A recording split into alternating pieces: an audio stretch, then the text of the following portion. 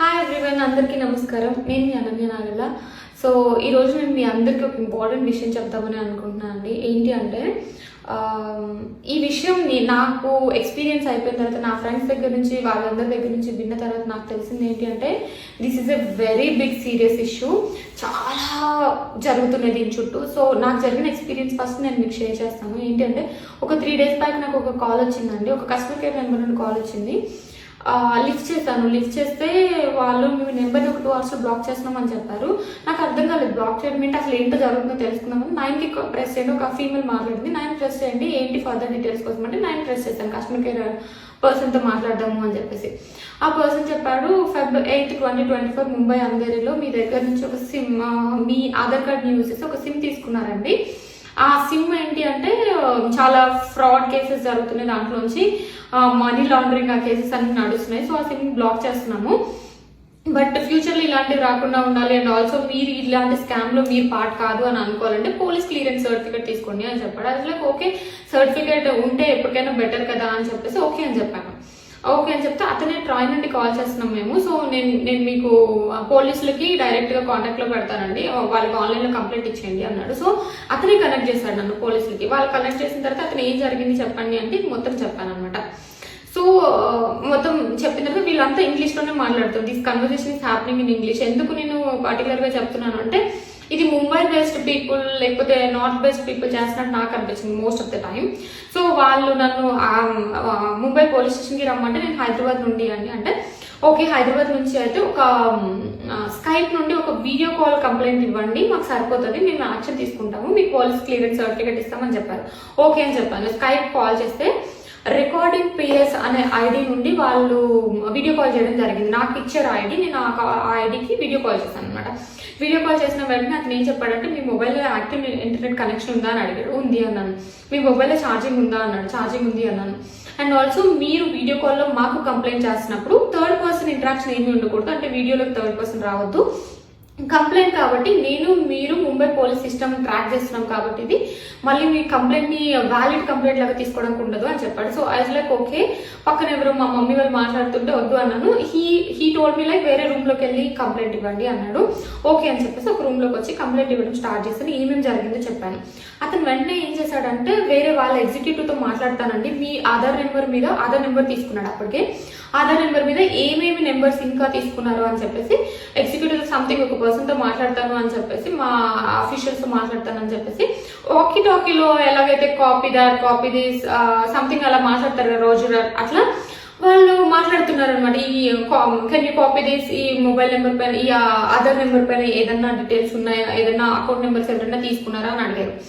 Okay, వాళ్ళు వెంటనే shock అయ్యి oh my god this account has 25 account numbers, 25 account numbers, Jammu Kashmir, Delhi, అక్కడ మనీ లాండరింగ్, డ్రగ్స్ కేస్, ఇలా చాలా వాటిలో ఇన్వాల్వ్ అయ్యింది అకౌంట్ నెంబర్స్ అన్ని అని చెప్పి, కమిషన్ బేస్డ్ మీద వర్క్ చేస్తుంది ఇది అని చెప్పేసి ఏదో చాలా పెద్దగా మాట్లాడేశాడు అనమాట. వెంటనే ఆ పోలీస్ ఆఫీసర్ నాతో మాట్లాడుకుని వీడియో కాల్లో ఫస్ట్ చూడంగానే అతను ఒక పోలీస్ డ్రెస్ వేసుకొని మన పోలీస్ స్టేషన్ ఎలా ఉందో అలానే ఉంది. ఒక 10 minutes తర్వాత వీడియో కాల్ ఆఫ్ చేశాడు అనమాట. ఓన్లీ ఆడియో వినిపిస్తుంది. ఎందుకు అంటే కనెక్షన్ ప్రాబ్లమ్ సంథింగ్ ఏదో చెప్పాడు. ఓకే అనుకున్నాను. సో అతను ఆ ఆడియో కాల్లోని అసలు నువ్వు మనీ వాళ్ళ దగ్గర నుంచి కమిషన్ తీసుకున్నావని మినిమం ఒక 30-40 times అడిగి, నువ్వు ఎడ్యుకేటెడ్ పర్సన్ కదా, ఇలా కమిషన్ తీసుకోవాల్సిన అవసరం ఏంటి అని చెప్పి ఒక ముస్లిం పేరేదో చెప్పి అతని దగ్గర నుంచి నువ్వు కమిషన్ తీసుకున్నావు అలా చాలా చెప్పాడు అనమాట. నాకు ఫస్ట్ భయం వేసింది, ఏడుపు వచ్చింది, ఇదేంటి ఇలా మాట్లాడుతున్నారని చెప్పి 7 years మీకు జైలు శిక్ష పడుతుంది అండ్ కొంచెం ఏదో మనీ పే చేయాల్సి ఉంటుంది, ఇదంతా చాలా చాలా ఉంటుంది కేసు, అండ్ మీ ఫ్యామిలీకి కూడా థ్రెట్ ఉంటుంది, మీ ఫ్యామిలీలో ఇప్పుడే ఎవరికి చెప్పకండి అని చెప్పేసి కొంచెం సేపు అయిపోయిన తర్వాత ఏం చేశాడంటే బేటా we are here to help you, నేను మిమ్మల్ని సేవ్ చేస్తాను, మీరు కమిషన్ తీసుకున్నారని మళ్ళీ అడిగారు. లేదు అన్నాను. ఓకే, మీరు ఇంత గట్టిగా చెప్తున్నారు కాబట్టి పోలీస్ క్లియరెన్స్ సర్టిఫికేట్ ఒకటి ఉంటుంది, అది ఇచ్చేలాగా ఏర్పాటు చేస్తాం నెక్స్ట్ 2-3 hours మీరు కాల్లోనే ఉండండి, వీడియో కాల్లోనే ఉండండి అని చెప్పేసి మా హైయర్ అఫీషియల్స్కి చెప్తామని ఇంకొక పర్సన్ ఎవరో అతనికి కనెక్ట్ చేశాడు అనమాట కాల్. అతను కూడా వీడియో కాల్లో మాట్లాడాడు. అతను కూడా ఓన్లీ ఆడియో అనమాట, వీడియో ఏం లేదు, నేను వీడియోలో ఉన్నాను అంటే ఈ గ్యాప్ మొత్తంలో. సో ఈ గ్యాప్ మొత్తంలో ఉన్నప్పుడు ఏం చేశాడు అంటే ఈ మధ్యలో కొన్ని డాక్యుమెంట్స్ లాగా పంపించాడు అనమాట మనకి. ఎలా అంటే వాళ్ళ ఐఏఎస్ సిగ్నేచర్స్ ఉన్నాయి, సైన్స్ ఉన్నాయి, వాళ్ళ నేమ్స్ యూజ్ చేసి సంథింగ్ వాళ్ళ లోగోస్ యూజ్ చేసి అలా వాటర్ మార్క్స్ పెట్టేసి అలా మొత్తం అలాంటి కైండ్ ఆఫ్ కొన్ని డాక్యుమెంట్స్ పంపించాడు just to make me believe okay అతను పోలీస్ అని చెప్పుకోవడానికి, బిలీవ్ చేయడానికి. అట్లా చేసి కొంచెం టైం తర్వాత నీకు ఏమేమి అకౌంట్స్ ఉన్నాయి, ఇక్కడ నుంచి కమిషన్ ఎందుకు వస్తుంది అలా అని చెప్పేసి భయపెడితే, నేను ఒక 2 అకౌంట్స్ ఉన్నాయంటే ఆ 2 అకౌంట్స్ నుంచి ఒక అకౌంట్ నుంచి ఇంత అమౌంట్ ట్రాన్స్ఫర్ చేయాలి, మేము ఆర్బీఐకి చూసుకుంటాము, ఆర్బీఐలో ఇది కరెక్ట్ అమౌంటా లేదా అని చెప్పేసి మీకు ఎక్కడి నుంచి వస్తుంది అనేది మేము చేస్తామంటే నాకు కొంచెం డౌట్ వచ్చింది. డౌట్ వచ్చిన తర్వాత అతను ఒక థర్డ్ పార్టీ అకౌంట్ నెంబర్ పంపించి ఈ అకౌంట్ నెంబర్ ట్రాన్స్ఫర్ చేయండి అంటే ఆర్బీఐ కదా ట్రాన్స్ఫర్ చేయాల్సింది అని అడిగాను.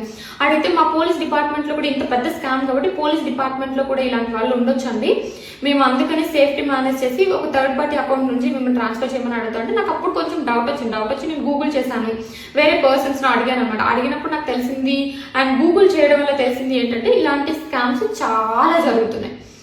సో అది చూసి నేను షాక్ అయ్యి అతనితో గట్టిగా మాట్లాడదామని స్టార్ట్ చేసి అతను నాకంటే ఎక్కువ గట్టిగా మాట్లాడేసి నువ్వు కమిషన్ తీసుకున్నావు కాబట్టి ఇలా చేస్తున్నావు అంటే లేదు నేను పోలీస్ స్టేషన్కి వెళ్తున్నాను, ఇప్పుడు మీ మీద కంప్లైంట్ చేస్తున్నాను అనగానే వీడియో కాల్ కట్ చేశాడు అనమాట.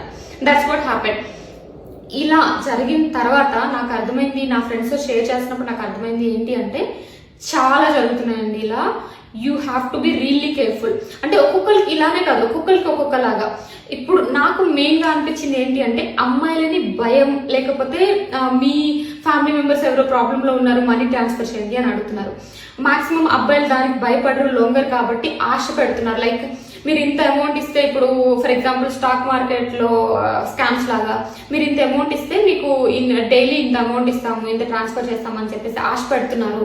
ఆర్ ఎల్స్ మీ ఇమేజెస్ మా దగ్గర కొన్ని ఉన్నాయి అది ఇది అని చెప్పేసి ఏది జరిగినా అండి వాళ్ళు మనీ అడుగుతున్నారు అంటే that comes under cyber crime. ఎందుకంటే ఇలా చాలా జరుగుతున్నాయి, చాలా వేస్లో జరుగుతున్నాయి. మనకు అసలు ఇమాజిన్ కూడా చేసుకోలేము వాళ్ళకున్న నెట్వర్క్ చూస్తే. కొంతమంది కస్టమర్ కేర్స్ నడుపుతున్నారు అంటే మనం అర్థం చేసుకోవచ్చు. నేను సైబర్ క్రైమ్ డిపార్ట్మెంట్కి వెళ్ళినప్పుడు అండ్ ఆల్సో నా బ్యాంక్ అకౌంట్ బ్రాంచ్ దగ్గరికి వెళ్ళినప్పుడు నాకు తెలిసింది ఏంటంటే ఇలాంటివి ఇంతకుముందు వీక్లీ వన్స్ 2 days ఒకటో జరిగేది, ఇప్పుడు బ్యాంక్ బ్రాంచెస్లో ఎవ్రీడే 2-3 కంప్లైంట్స్ ఉంటున్నాయి. అంటే అర్థం చేసుకోవచ్చు ఇది ఎంత పెద్ద రేంజ్లో ఉందో. సో నేను ఒక 2 things చెప్దాం అనుకుంటున్నానండి. ఒకవేళ మనకి ఏ ఎమోషన్ అయినా, భయం కానీ ఆశ కానీ ఏ ఎమోషన్ అయినా యూజ్ చేసి వాళ్ళని భయపెట్టి మనం డబ్బులు అడుగుతున్నారు అంటే that is a scam. So అది గుర్తుపెట్టుకోండి ఫస్ట్ థింగ్. అండ్ ఆల్సో మీరు ఫర్ ఎగ్జాంపుల్ అలా డబ్బులు ఎవరికైనా ట్రాన్స్ఫర్ చేశారు భయంతో, అండర్ ఎనీ సర్కమ్స్టాన్సెస్ మీకు ఇవేమి తెలియకుండా డబ్బులు ట్రాన్స్ఫర్ చేశారు అంటే వెంటనే 1930కి కాల్ చేయండి. వాళ్ళు మన అకౌంట్ ని ఫ్రీజ్ చేస్తారు అండ్ ఆల్సో ఆ అకౌంట్ ని కూడా ఫ్రీజ్ చేస్తారు. ఇన్ కేస్ వాళ్ళు డబ్బులు అప్పటికే ట్రాన్స్ఫర్ చేయకపోతే అకౌంట్ ఫ్రీజ్ లో ఉంటుంది. అట్లీస్ట్ కొంచెమన్నా మన మనీ మనకు వచ్చే ఛాన్స్ ఉంటుంది. సో ఓకేనా, ఇవి 2 things అండి. మీరు ఇవి చాలా బాగా గుర్తుపెట్టుకోండి. నేను చాలా ఎక్స్పీరియన్సెస్ వింటున్నాను ఈ మధ్య ఒక్కొక్కరికి ఏమేమి జరిగిందో. సో మీకేమన్నా జరిగితే వెంటనే మీకు దగ్గర వాళ్ళతో షేర్ చేసుకోండి అండ్ ఆల్సో సైబర్ క్రైమ్ లో రిపోర్ట్ చేయండి. ఇట్ ఈస్ రియల్లీ ఇంపార్టెంట్ అండి. పోలీసులు వాళ్ళందరినీ పట్టుకోవడానికి చాలా ఇంపార్టెంట్ అవుతుంది మనం ఇచ్చే కంప్లైంట్ అనేది.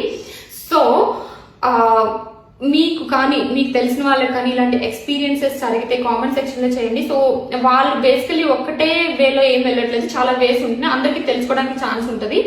అండ్ ఆల్సో ఈ వీడియోని మీకు తెలిసిన వాళ్ళకి చాలా మందికి ఆర్ ఎల్స్ మీకు ప్రాబ్లంలో ఉన్న వాళ్ళ ఎవరికైనా షేర్ చేయండి. ప్రాబ్లమ్ ఇన్ ద సెన్స్ ఇలా అవుతుంది అని చెప్పేసి అవేర్నెస్ కల్పించడానికి.